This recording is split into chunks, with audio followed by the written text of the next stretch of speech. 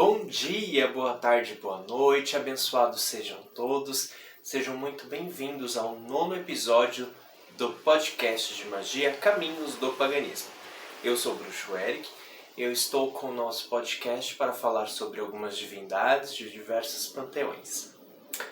Peço desculpas pela demora em novos episódios, porém a divindade a qual eu vou falar hoje, ela tem muitas egrégoras diferentes e é uma divindade muito complexa para ser falada. Então eu passei esses tempos estudando sobre ela para poder trazer um pouquinho para vocês. A divindade que nós vamos falar hoje é a divindade negra Lilith.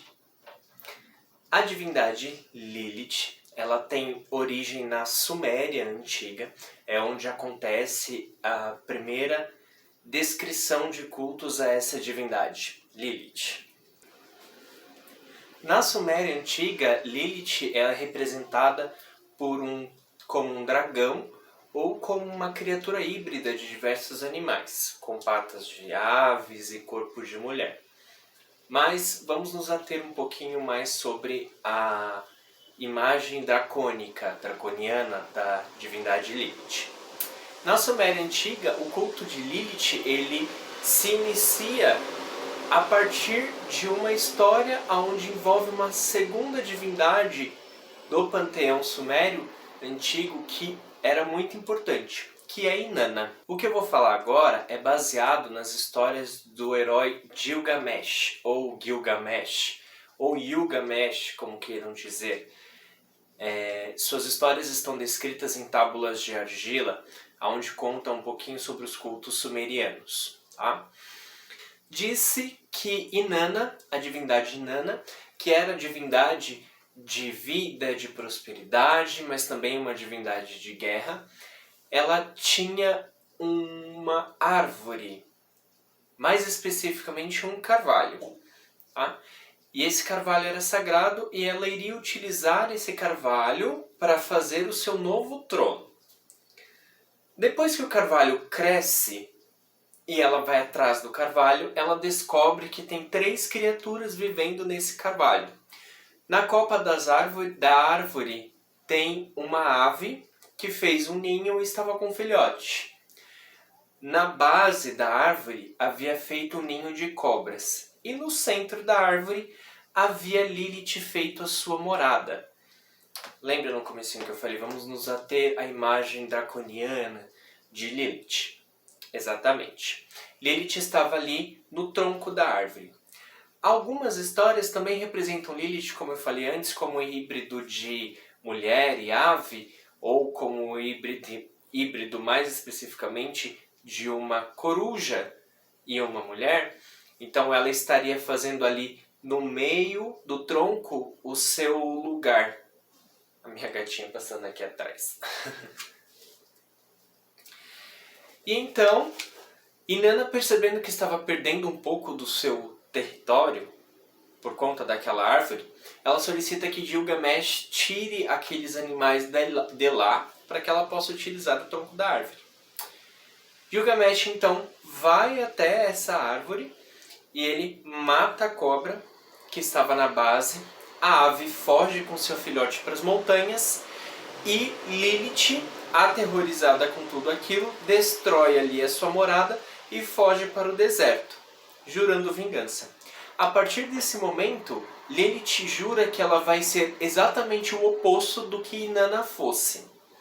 Inanna, como sendo uma divindade de vida e fertilidade, então, ao contrário disso, Lilith seria uma divindade de destruição. Lilith, então, se apresenta e se torna a face escura do mundo. A partir do momento que Inanna seria a parte clara, Lilith seria a parte escura, que era o contraponto. Segundo a magia draconiana e as ideias dos povos que acreditavam nos dragões antigos, como os antigos sumérios, eles acreditavam que o dragão ele não era de uma egrégora boa nem ruim. A egrégora se tornaria aquilo que a pessoa a qual está utilizando a energia draconiana está intencionando. Então, se a intenção da pessoa fosse uma intenção negativa, a energia draconiana faria algo negativo. Ou, se ao contrário, fosse uma pessoa que fizesse algo com intenção positiva, a energia draconiana seria positiva. O intuito desse vídeo é falar um pouquinho sobre a divindade Lilith. Não é, de maneira alguma, bater de frente com a imagem que se tem de Lilith hoje em dia. Não é diminuir a sua importância, feminista principalmente, e muito menos denegrir outras imagens de outras divindades. Mas vamos pensar um pouquinho. Lilith estava exatamente no meio do tronco entre a serpente que estava na base e a ave que estava no topo. E Inanna permite que um herói vá até lá para destruir tudo isso, matar a cobra e destruir o tronco. Enquanto Lilith era exatamente o ser que impedia que a cobra matasse o pássaro, ou seja, exatamente o ser que mantinha o equilíbrio naquele momento, Inanna, por outro lado, foi lá e tornou um caos em tudo. Isso é interessante de se pensar. Apesar de se colocar Lilith como a parte obscura do mundo, era ela que estava mantendo o equilíbrio naquele momento. Interessante isso. Lilith na Mesopotâmia era considerada uma divindade dos ventos e tornados.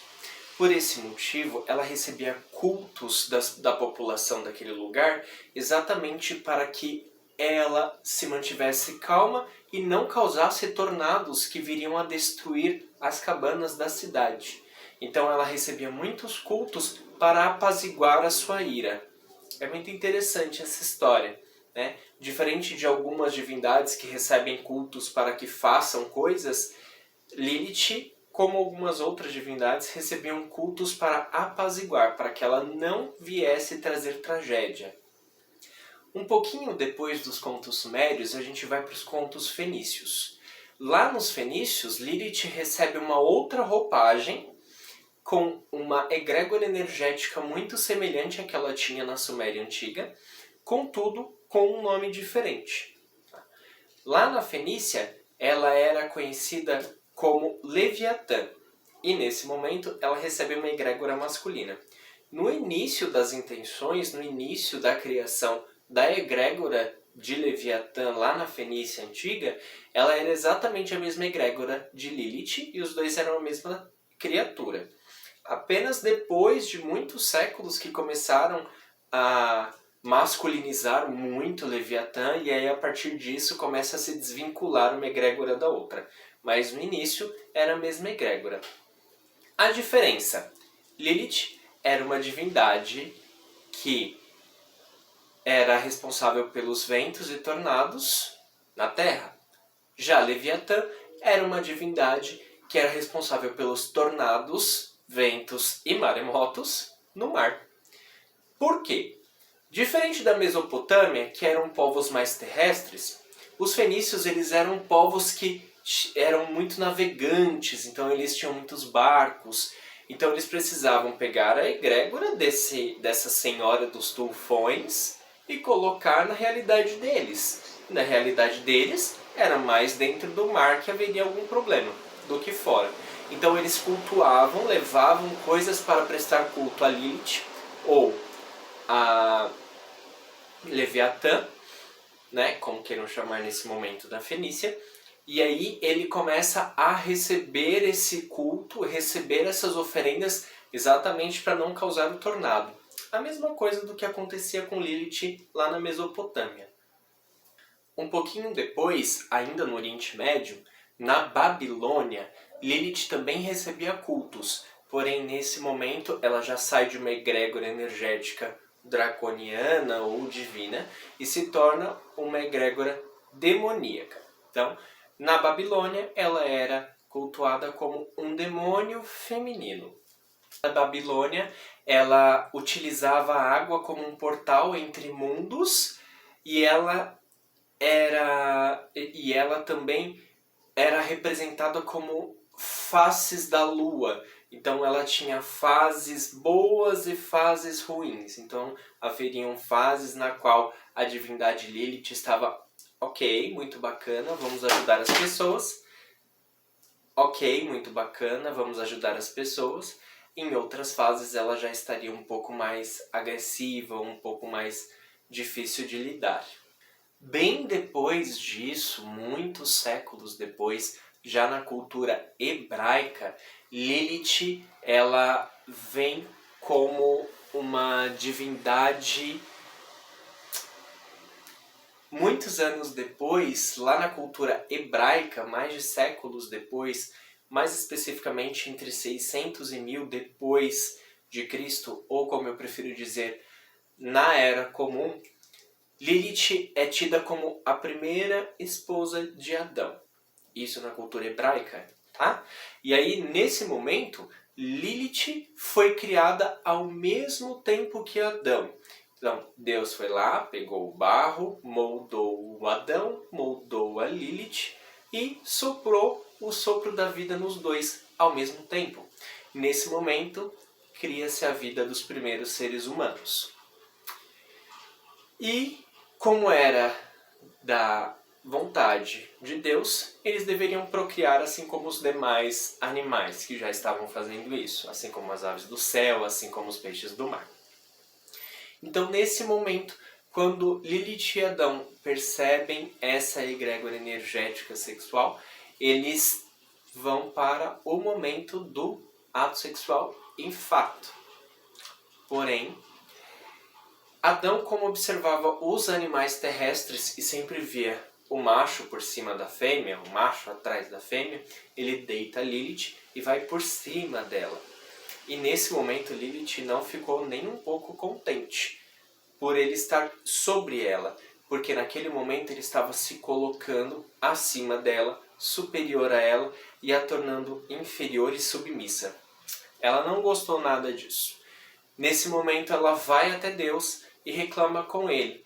Fala para ele que ela não aceitaria que isso acontecesse. Ela não aceitaria ficar abaixo ou submissa a Adão, porque ambos foram feitos da mesma matéria e ao mesmo tempo. Então, ou eles faziam lado a lado, ou teria que haver outro jeito de fazer. Ela não seria submissa a ele.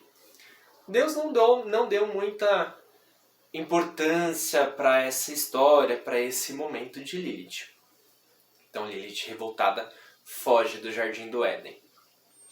Exatamente. Nesse momento que ela foge do Jardim do Éden, ela foge para o deserto. Então Deus, percebendo a fuga de Lilith para o deserto, solicita que 3 dos seus anjos vão atrás dela e peçam para ela retornar para o Éden. Em 2 tentativas eles falharam. Lilith se recusou a retornar para o Éden da forma que estava. E então Deus criou a segunda mulher de Adão, a partir da sua costela, ou, segundo a tradução correta, ao seu lado. E aí, a partir disso, nasce Eva, que seria submissa a Adão, por ter sido criada depois, por ter sido feita de uma matéria diferente, isso na visão do culto hebraico, tá? E dessa forma, nesse momento que Deus faz a criação de Eva, então Eva e Adão podem começar a fazer a procriação e inundar a terra com os seus seres humaninhos, né? Bem depois, muitos anos depois, séculos depois, na cultura, tradição e mitos judaicos, eles mantêm a história de Adão, Lilith e Eva do hebraico, só que acrescentam algumas coisinhas a mais. Eles acrescentam o seguinte: Lilith se torna vingativa pelo nascimento de Eva e pela procriação de Eva com Adão, e jura que vai ser o empecilho para que os povos tenham filhos na terra, populem a terra. Então Lilith, para o judaísmo, ela é representada já como um demônio que vai atacar mulheres grávidas, que vai atacar os homens durante a noite, fazendo eles terem poluição noturna para que seu esperma ficasse fraco e eles não pudessem procriar com as mulheres. E também, principalmente e pasmem, a parte mais triste da história judaica em relação à divindade Lilith é que, para eles, a divindade Lilith tenta matar criancinhas. Fiquei também chocado com isso. Para eles, Lilith iria atrás também das crianças pós-nascidas com menos de 1 ano de idade, né? Então, quando uma criança morria por causas naturais, por causas inexplicadas, ou durante o parto, ou no primeiro ano de vida, eles diziam que era porque Lilith tinha ido buscá-lo. Uma coisa muito interessante da cultura deles, eles espalhavam uma poeira fina embaixo da cama, do berço da criança, e todos os dias de manhã observavam se embaixo desse berço haveriam patas de aves, patas trifurcadas, assim, como se fosse uma coruja andando embaixo do berço. Se houvesse, era sinal que Lilith estava ali tentando pegar o seu filhinho. Judiação da criança, né? Importante lembrar que algumas histórias, e aí já judaicas, tá? Juntam Lilith com Lúcifer, Lilith com Samael. E aí, a partir disso, ela seria a mãe dos demônios. Ela seria um súcubo que iria atentar os homens durante a noite, queria fazê-los ter menos interesse em mulheres. E também, nesse momento, haveria a dupla dinâmica de Lúcifer e Lilith ali para poder botar o terror na Terra, porque a gente precisa colocar a culpa em alguém, que é claro que a culpa não é nossa, então a gente coloca a culpa na divindade, na pobre divindade que estava tendo que ser submissa, foi jogada para fora de casa e ainda teve que ser chamada de demônio. É uma situação meio crítica, não é? Mas é assim que o mundo funciona, não é verdade? Na Cabala babilônica, hebraica, Lilith seria a serpente tortuosa que faz o caminho da Cabala de...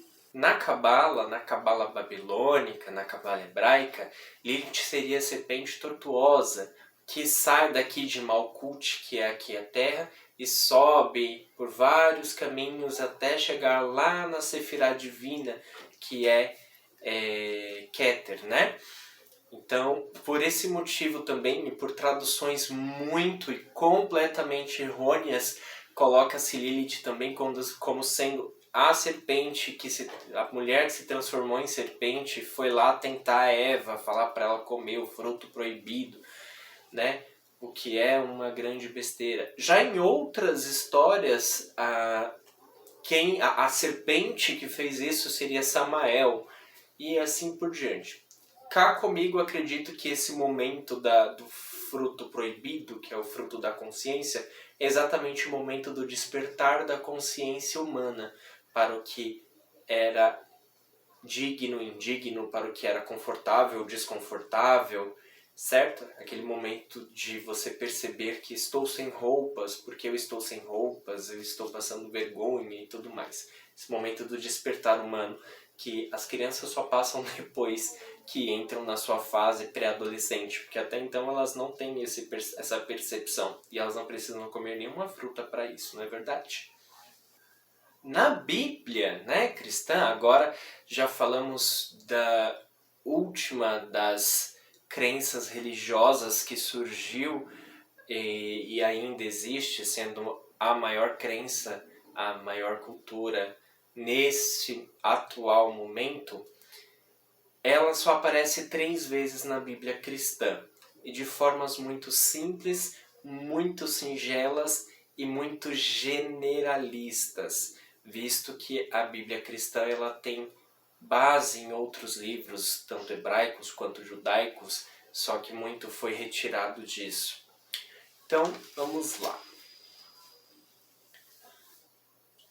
Primeira vez que ela aparece em Isaías, capítulo 34, versículo 14. Diz que criaturas do deserto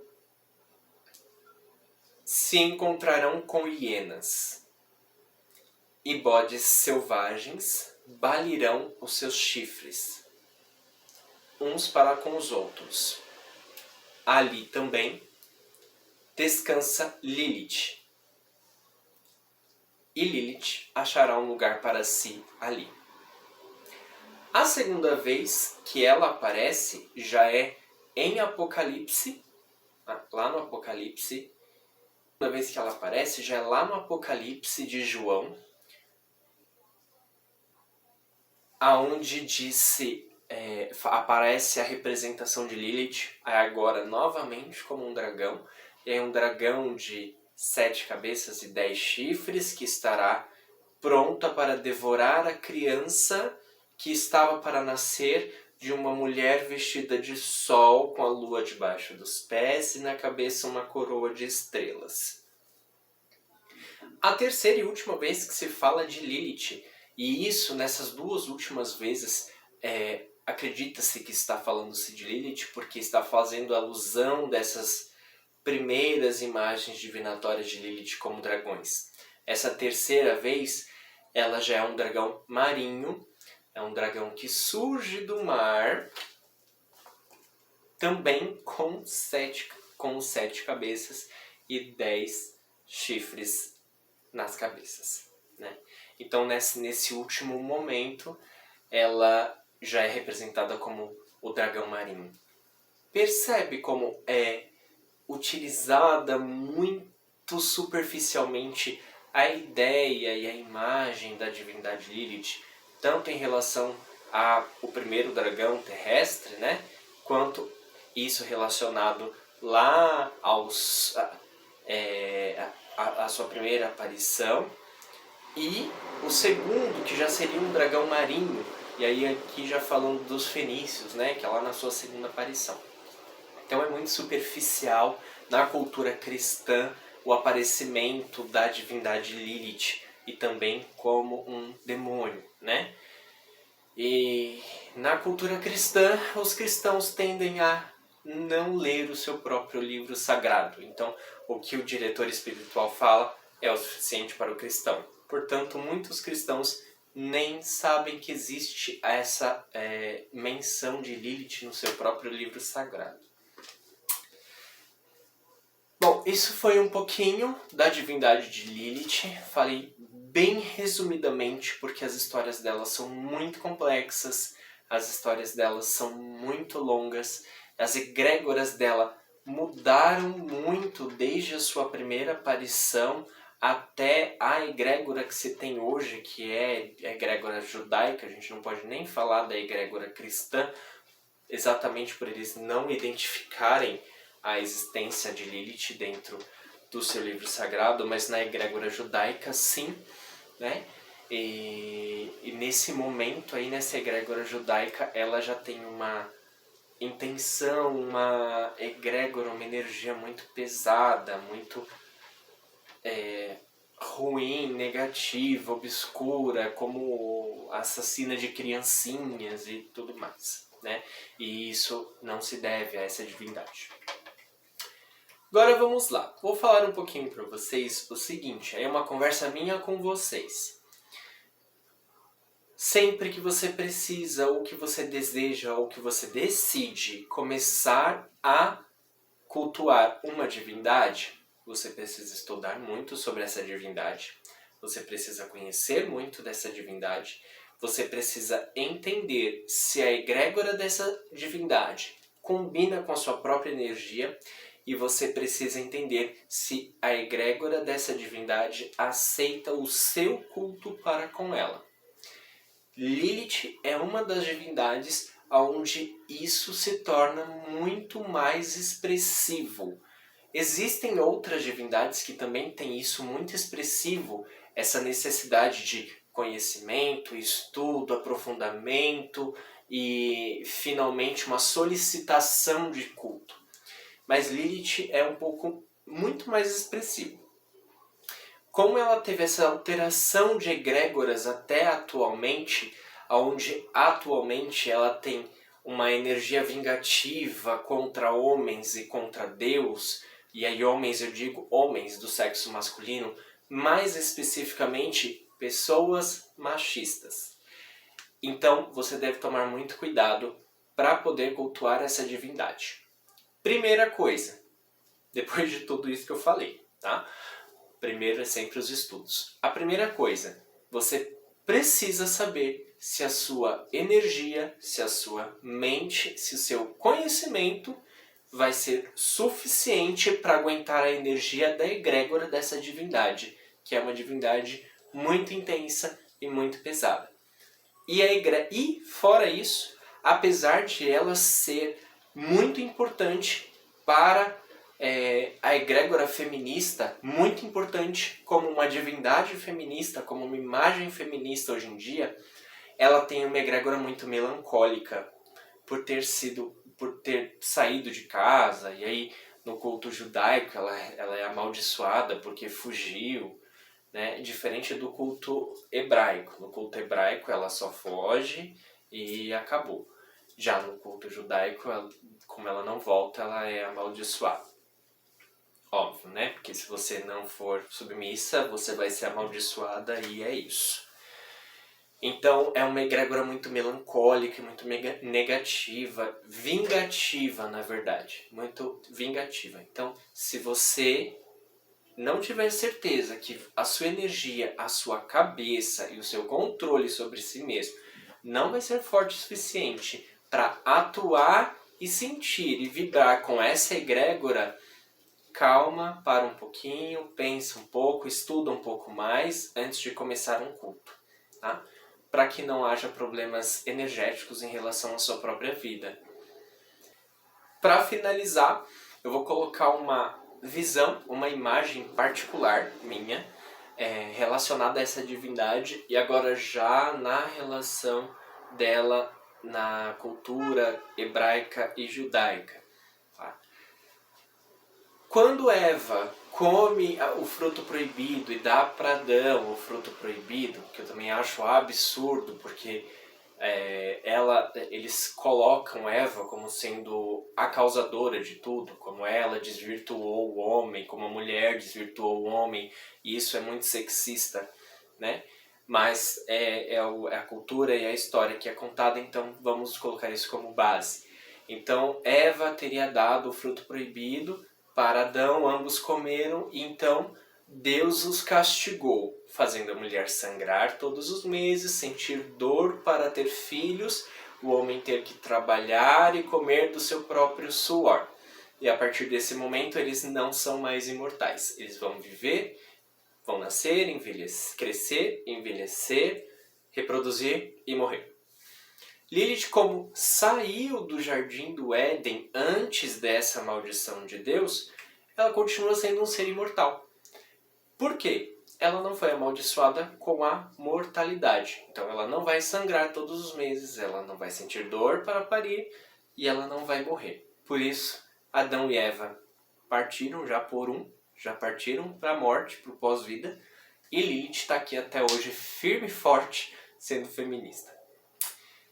É isso aí, gente. Eu espero que vocês tenham gostado desse vídeo. Ele foi muito complexo para ser feito. Foram muitos dias de estudo sobre essa divindade. Espero não ter tirado a imagem de ninguém dela. Espero não ter ofendido ninguém. Não é o intuito desse canal, muito menos o meu intuito. Ofender alguém em relação a qualquer divindade que seja. Tá? Inclusive, pensei